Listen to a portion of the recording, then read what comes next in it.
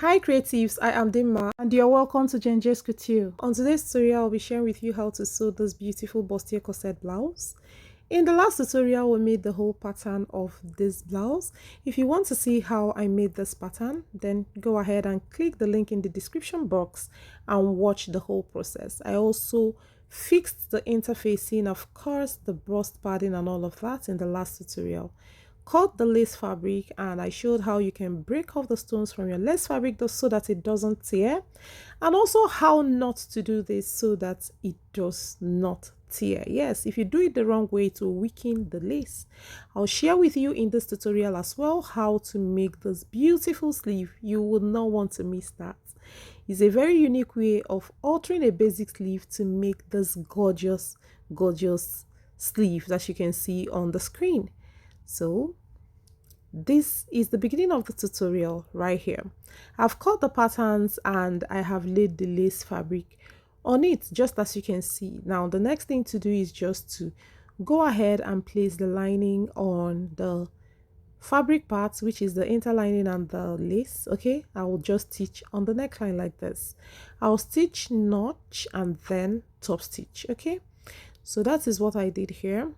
I've stitched, notched, and of course top stitched. Now the next thing to do is to go ahead and fix the button loop. Yeah, this is how I'm going to fix it on the lace part. Okay, and stitch it down. Fix it on the lace part and stitch it down. And this is what I have. Now the next thing to do is to just go ahead and trim off the excess there and turn over the lining like this and then stitch it down. Okay, so that is how to fix your button loop. I'll just stitch it down and then from here I'll stitch it round to create that back vent. I'll do the same thing for this other side that will have the button on it. So after doing all of that, this is what I have. You can see that I've stitched that down. Just go ahead and notch like this and I'll flip it open and move it to the lining side. That I'll move the allowance to the lining part and then stitch it down. Stitch it as much as you can, and this is what it looks like after that. Go ahead and iron it thoroughly, and this is what we have. So after doing all of that, you can see what we have. Just trim off any excess of the lining coming out like this.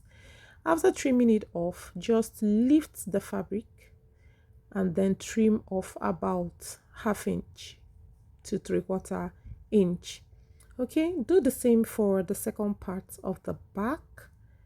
Ensure that you do that so that after stitching, the lining will not be coming out, will not be longer than the fabric.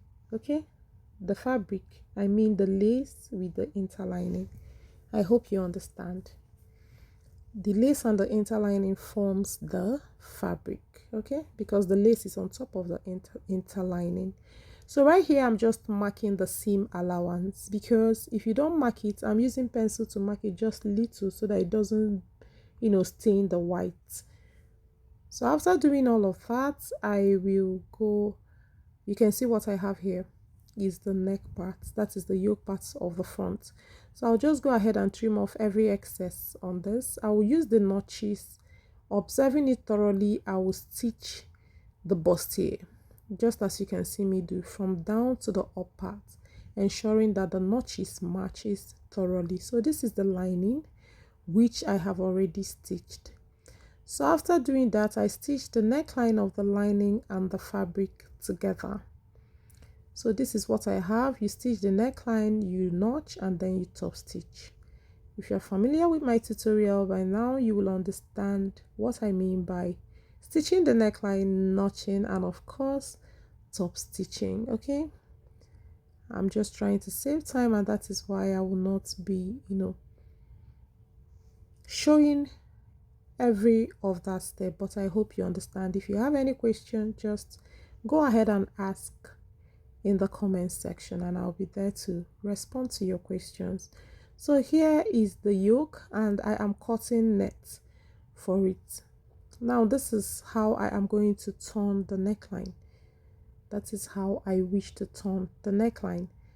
If you like, you can use bias. You can cut the net on bias and use it to turn the neckline. But me, I want to just use this. Observe that I trimmed out about ½ inch or 3/8 inch from the hem of this yoke net. Okay, so I've gone ahead to stitch the neckline with, that is the net and the lace together. I notched and then trimmed off every excess to leave about 1/4 inch seam there. Okay, ensure that you do the same to make your neckline to be seamless. Go ahead and iron. Open it up, iron, and then iron really nicely, and this is what it will look like. Be careful not to burn your lace fabric while ironing. Please be very careful. Or the net, do not use very hot iron. This is just a net and it could burn if you do that. So I'm here marking the middle so that I will, while laying it over the bustier, it will be quite easy. So you can see what I did. I'll just go ahead and pin that middle and of course lay it really nicely, like you can see me do right here. You can as well use your bust ham under the bust cups so that it will hold it really nice for you, but I'm okay with this and I'm getting it perfectly well. Okay, ensure that you pin down the net as well. I trimmed down that net so that it doesn't, you know, come out longer than the lace. That is why I trimmed extra ½ inch from the hem of that net, yoke net. Okay, so right here I'm just putting thread on the needle, on the hand sewing needle, because that is what I'm going to use and tack the yoke down on the bustier. So watch closely to see what I'm doing. I'm going to start off like this. Ensure you do this really neatly so that it does not pick up the lining. Okay, you be careful that this stitching will not, I'm so careful here, so that the stitching will not pick up the lining of this, you know, bustier blouse. So I'm stitching this only on the lace. Okay, lace and interlining, if you understand what I mean. So right here I've finished stitching. I'm now stitching the lower part, okay, because if I don't stitch it really intact, it's going to lift. So I had to open up the lining like this so that stitching it will be quite easy. Feel free to do you while doing that. Whichever way is easy for you, just do it. Just ensure that your work is neat. So after doing this, I'm going to arrange the hemline really nicely and stitch down the hemline. You know that I've already trimmed the lining. So after stitching it like this, this is what we have. Okay, so I will also go ahead, I've also gone ahead to do the same for the back parts. Note that the sides are still open and you're going to see how I am going to work on that. So after this, I'm going to just stitch down this zipper area. I'm going to use like 1/4 inch and close up here. I'll do the same for the other parts. Now the next is just to notch it like this.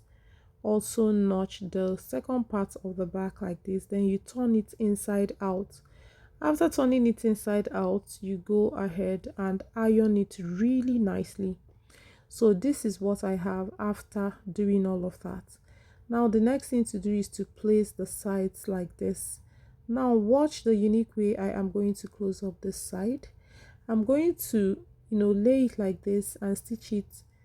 Okay, before closing the side, I have to close up the shoulder. Yeah, watch closely to see how I am pinning down the shoulder. Aside what I'm saying, just watch what I'm doing. Okay, I sandwich the front between the lining and the fabric of the back shoulder. So after doing that, I am going to close up the side. So to close up the side, I am going to stitch it lining to lining and fabric to fabric, just as you can see me do. I'm holding the lining separately and also the fabric separately.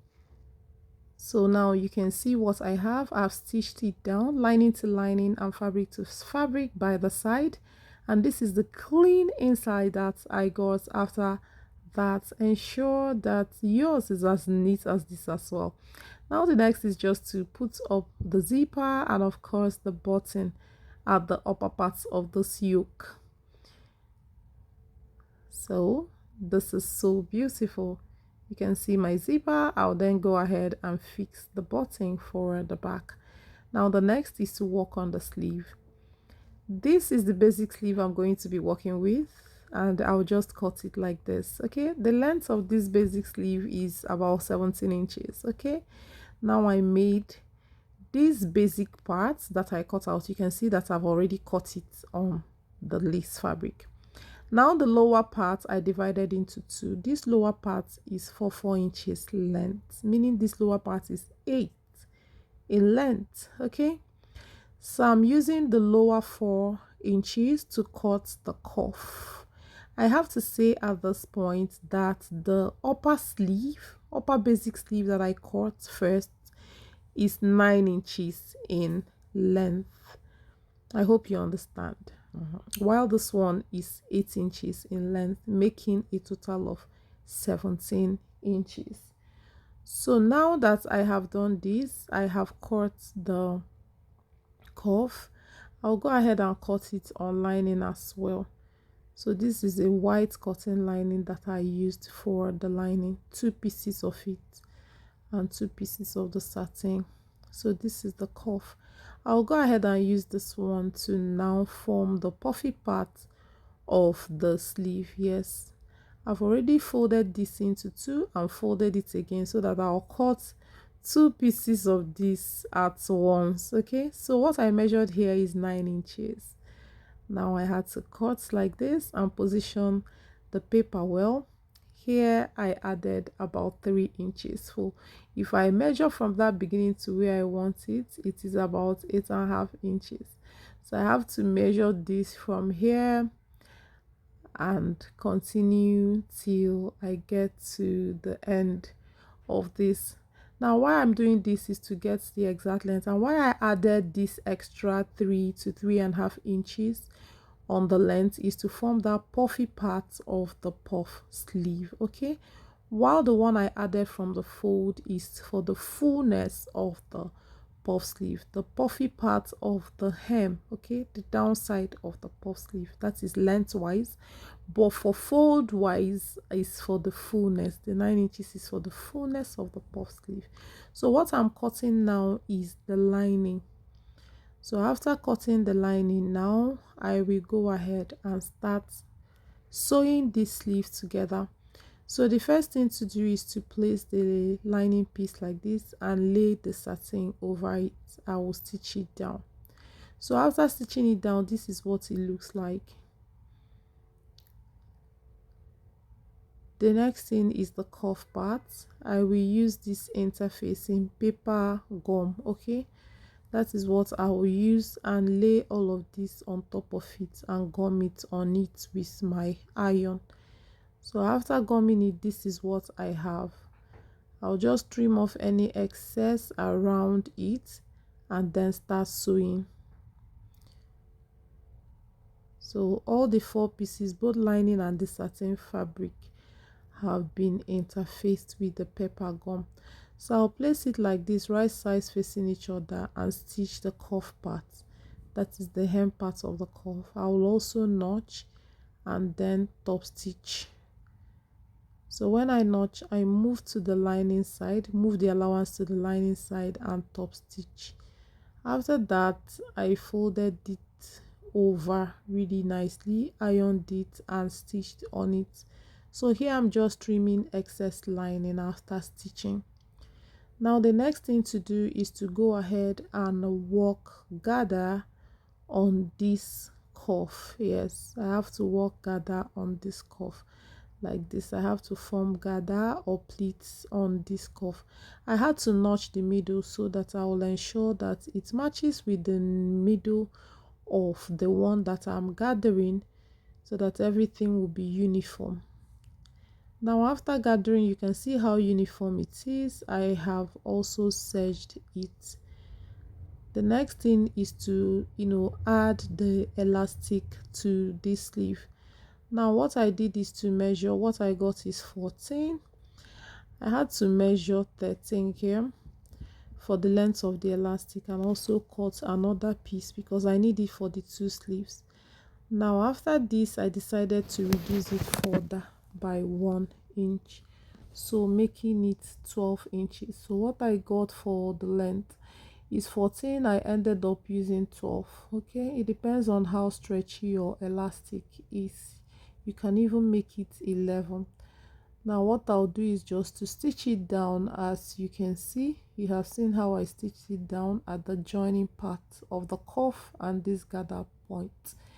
So after stitching the elastic down, the next is to add this part of the sleeve to the lace part. I also notched the middle. These notches helps to ensure that the gather and pleats are uniform on both sides because you're going to match the notch with the middle notch. Now I'll go ahead and form the gather here. After forming the gather, this is what I got.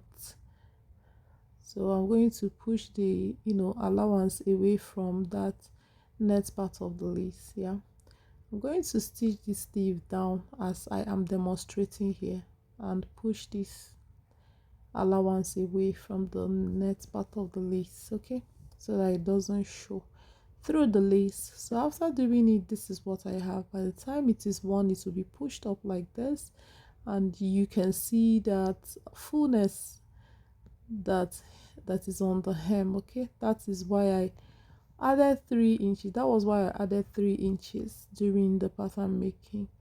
So having done this, I'll just go ahead and fix this sleeve. You can see how perfect it is on that armhole.